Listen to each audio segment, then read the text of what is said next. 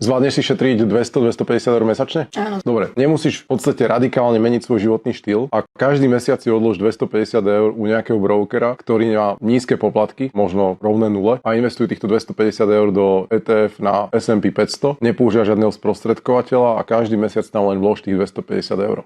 Na prvý pohľad to znie až príliš jednoducho.